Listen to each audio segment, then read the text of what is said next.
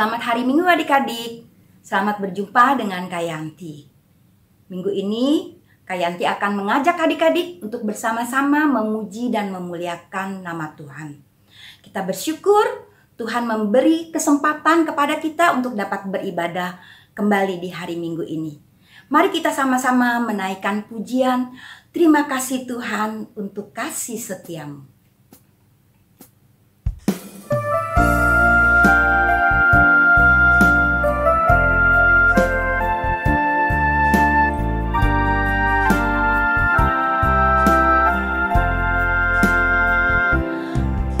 Terima kasih Tuhan untuk kasih setiamu yang ku alami dalam hidupku. Terima kasih Yesus untuk kebaikanmu sepanjang hidupku.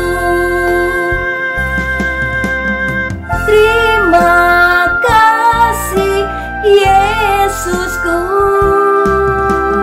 buat anugerah yang kau beri, sebab hari ini Tuhan adakan syukur bagimu. Mari kita satu dalam doa. Allah Bapa kami, Allah Bapa yang bertata di dalam kerajaan sorga, kami bersyukur Tuhan, Kau kembali memberikan kesempatan kepada kami, sehingga kami dapat datang beribadah kepada Engkau. Kami dapat menggunakan mulut kami, memuji, memuliakan nama-Mu. Kau juga memberikan kesempatan kepada kami untuk mendengarkan kebenaran firman-Mu. Tuhan, pada saat ini juga kami mau menyerahkan diri kami. Kau mau melayakkan kami, mengampuni segala dosa-dosa kami, sehingga kami Kau layakkan berada di hadapan-Mu.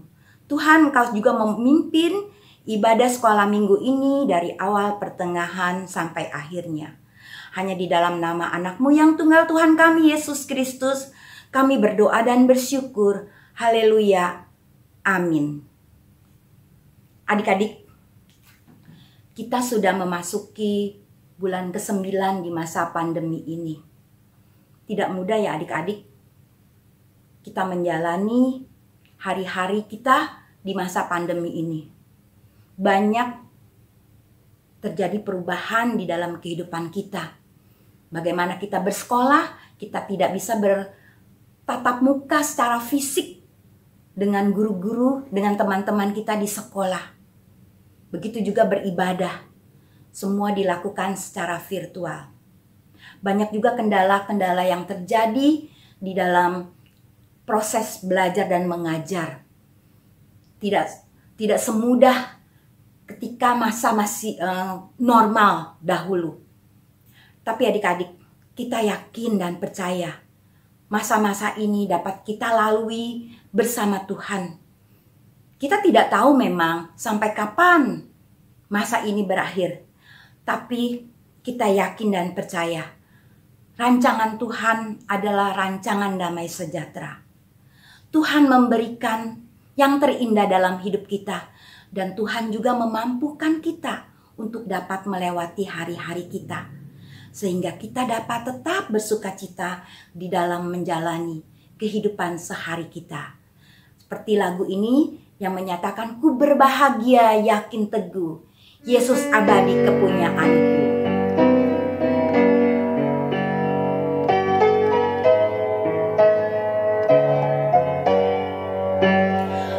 Ku berbahagia yakin teguh, Yesus abadi kepunyaanku. Aku warisnya, ku ditebus, ciptaan baru Roh Kudus. Aku bernyanyi bahagia, memuji Yesus selamanya. Aku bernyanyi bahagia memuji Yesus selamanya.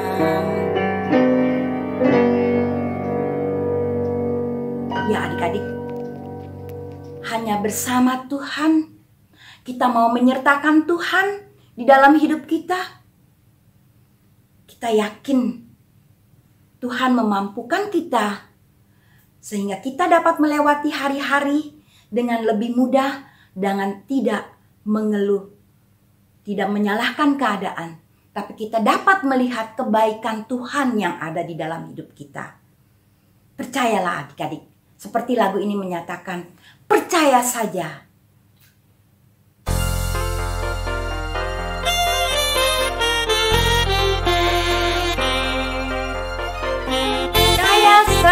Percaya saja, percaya yang beri kita menang. Percaya saja di dalam namanya, percaya yang beri kita menang.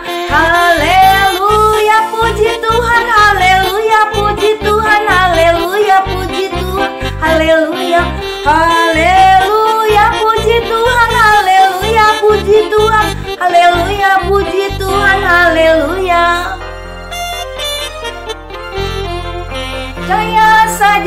Percaya saja, percaya yang beri kita menang. Percaya saja di dalam namanya, percaya yang beri kita menang. Haleluya, puji Tuhan, haleluya, puji Tuhan, haleluya, puji Tuhan, haleluya, haleluya, puji Tuhan, haleluya, puji Tuhan, haleluya, puji Tuhan, haleluya.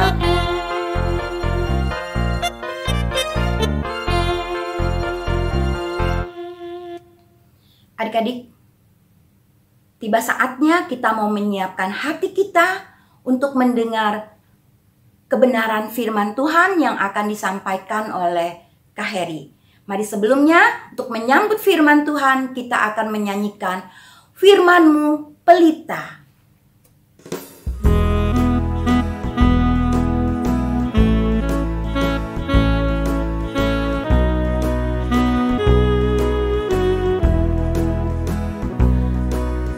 Firman-Mu pelita bagi kakiku dan sebagai suluh pada jalanku. Firman Tuhan menerangi jalanku. Firman Tuhan pelita hidupku.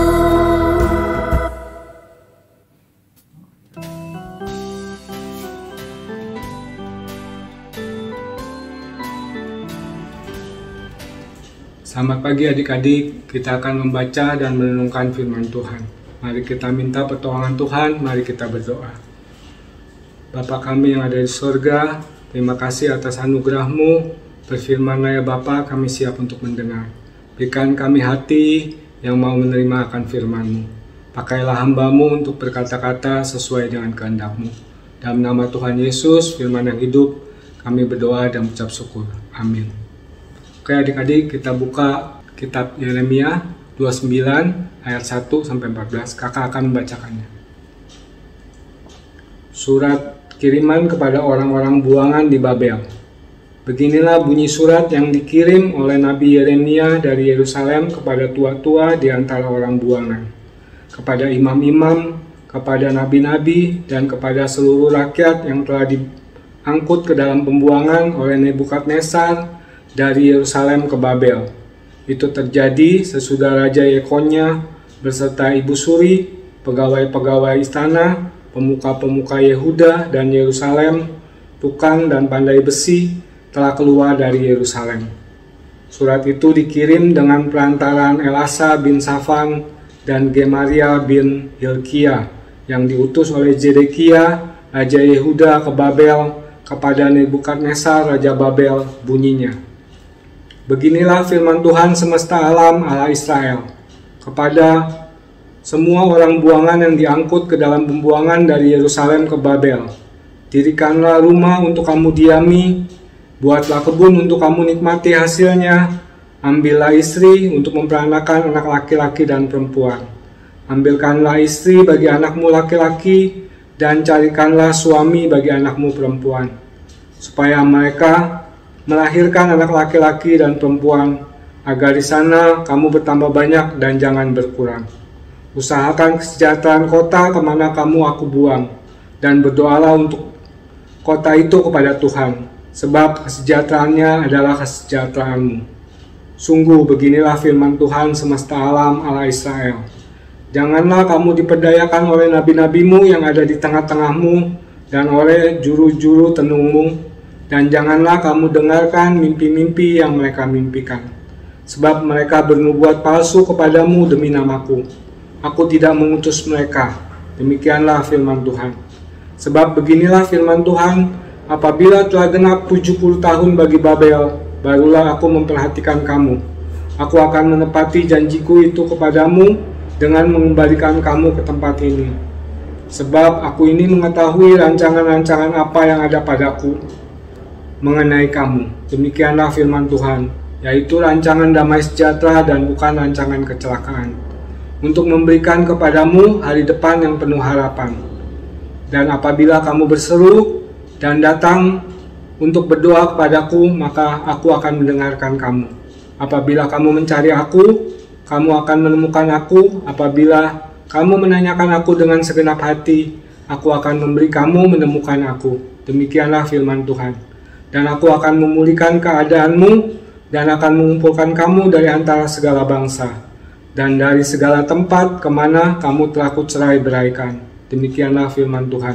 Dan aku akan mengembalikan kamu ke tempat yang dari mana aku telah membuang kamu. Oke adik-adik, firman Tuhan yang kita baca adalah surat kiriman dari Nabi Yeremia dari Yerusalem kepada orang-orang buangan di Babel. Kenapa bangsa Israel dibuang ke Babel? Itu karena dosa-dosa dan pelanggaran mereka.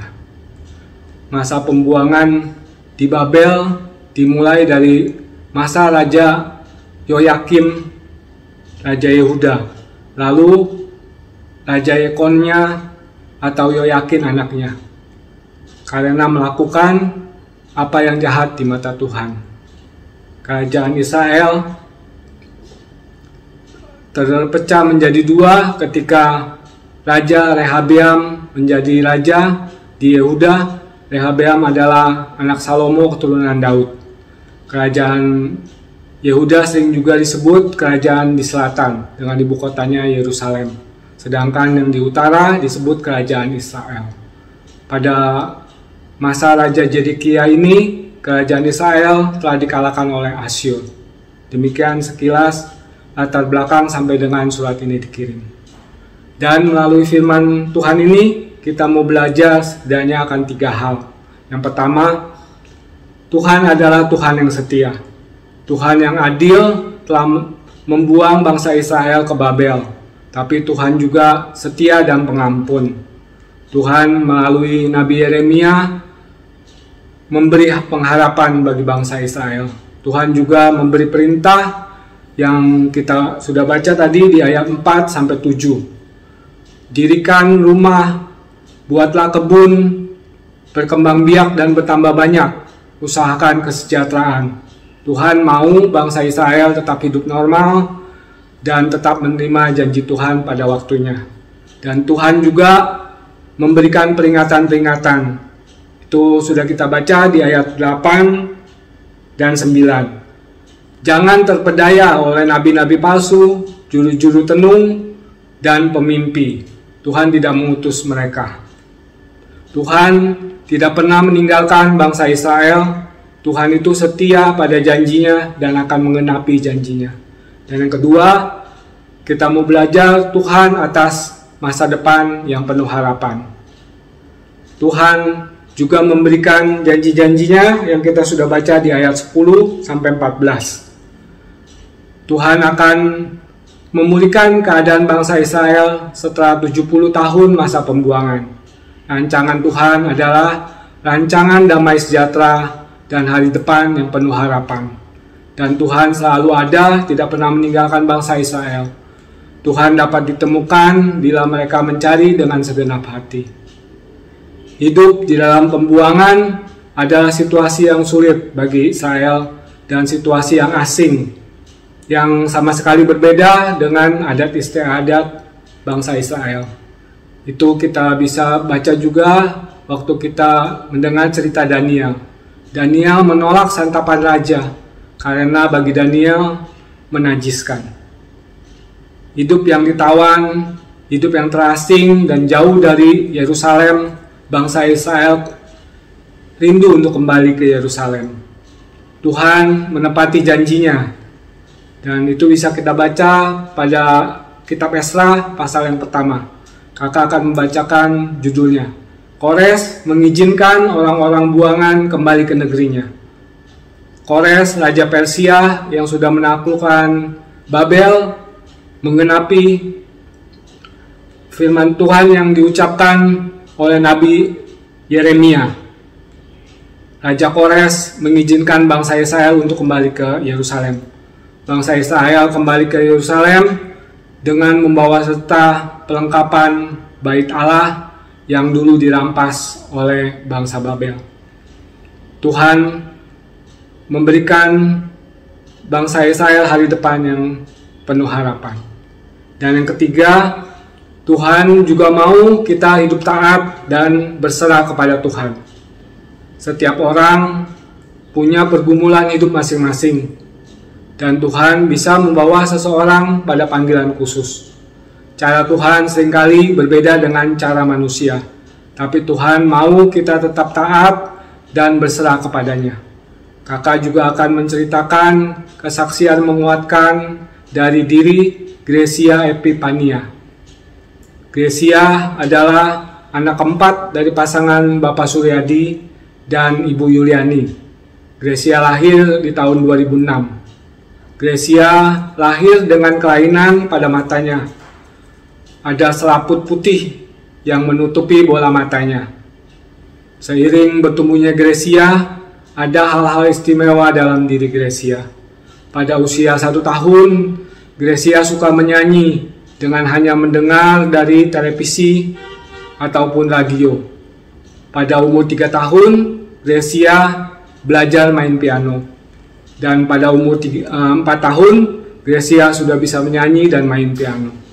Gracia banyak ikut lomba-lomba dan sering menjadi juara. Dan pada tahun 2014, Gracia bertemu dengan Bapak Jason, seorang penulis lagu. Bapak Jason mengajak Gracia untuk ikut rekaman lagu-lagu rohani. Salah satu lagu Gracia adalah Walaupun Tak Dapat Melihat. Sudah banyak didengar oleh orang dan menjadi berkat bagi banyak orang. Gracia dengan talentanya memuliakan Tuhan. Adik-adik juga tentu punya cita-cita. Ada yang ingin menjadi dokter, menjadi ilmuwan, atau YouTuber, juga menjadi menteri dan lain-lain.